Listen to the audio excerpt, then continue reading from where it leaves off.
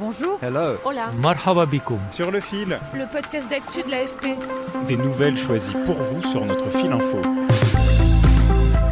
Au Japon, la pègre s'investit dans une activité de plus en plus juteuse, les arnaques qui ciblent les personnes âgées. Les dommages liés aux fraudes ont bondi de 30% en 2022. Ces escroqueries ne sont pas nouvelles. Ce qui est nouveau, c'est le mode de recrutement des petites mains des mafias, des yami baito, sur les réseaux sociaux. Et les premières victimes sont les personnes âgées. Seules et vulnérables, elles concentrent 90% des escroqueries téléphoniques.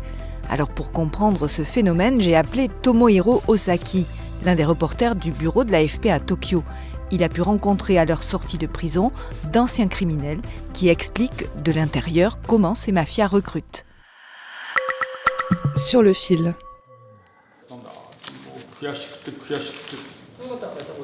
Écouter et consoler ces seniors, c'est la mission du moine bouddhiste Eiichi Shinohara. Je veux que les gens sachent que la structure sociale japonaise permet à ces crimes d'être commis. Dans cette société, la situation de solitude des personnes âgées s'aggrave considérablement en raison de la dépopulation et des modes de vie modernes éloignés des membres de la famille. Dans ces conditions, les escrocs les ciblent et les coincent. Ce moine dit avoir reçu 30 000 appels de personnes désespérées en une trentaine d'années. Aujourd'hui, plus de 10% des Japonais ont plus de 80 ans. C'est 12,5 millions de personnes. Des cibles parfaites, les seniors ont épargné et sont souvent isolés. Selon Eiichi Shinohara, ces appels sont au départ perçus comme une opportunité de rompre avec l'isolement. Et quand la famille est mise au courant, c'est la double peine pour la victime. Il se remémore le témoignage d'une vieille dame. Dès que les membres de la famille ont découvert qu'il s'agissait d'une escroquerie, ils se sont acharnés sur la grand-mère, l'accusant d'être stupide.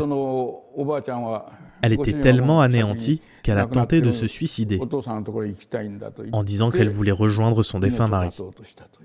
Pour agir, les réseaux criminels ont besoin de petites mains, les yami baito qu'ils recrutent désormais sur X, ancien Twitter ou encore Telegram. Leur job, appeler des personnes âgées, les mettre en confiance en se faisant passer pour des policiers ou leurs banquiers, puis obtenir leur numéro de carte bancaire par exemple.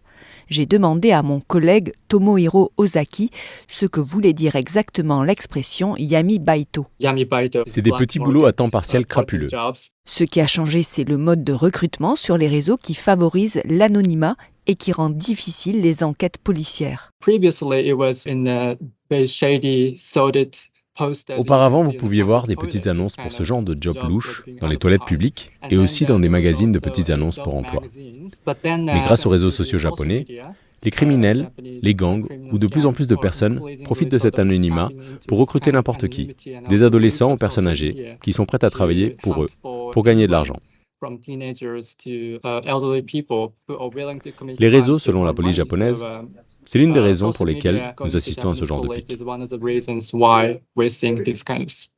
Le montant des pertes causées par ces fraudes a bondi à 230 millions d'euros l'an dernier.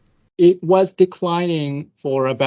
y a eu un déclin pendant un certain temps, mais l'année dernière, il y a eu un bond de 30% par rapport à l'année précédente.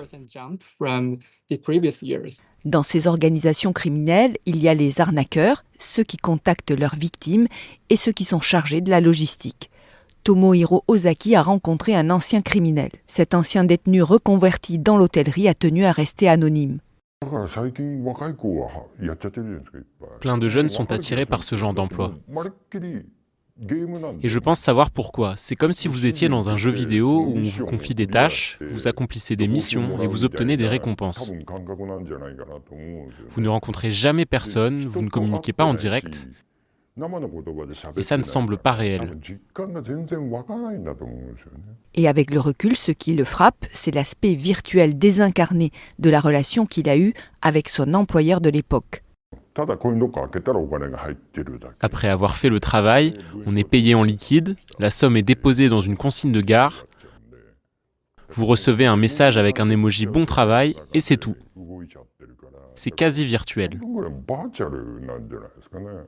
Cette criminalité a pris de telles proportions que Yami Baito fait partie des expressions qui ont fait le buzz au Japon en 2023, selon un classement du groupe japonais Yukan, éditeur notamment dans le domaine de l'éducation. Merci de nous avoir écoutés et merci à mes collègues Harumi Ozawa et Tomohiro Ozaki à Tokyo. Sur le fil revient lundi. Je suis Emmanuel Bayon. À bientôt.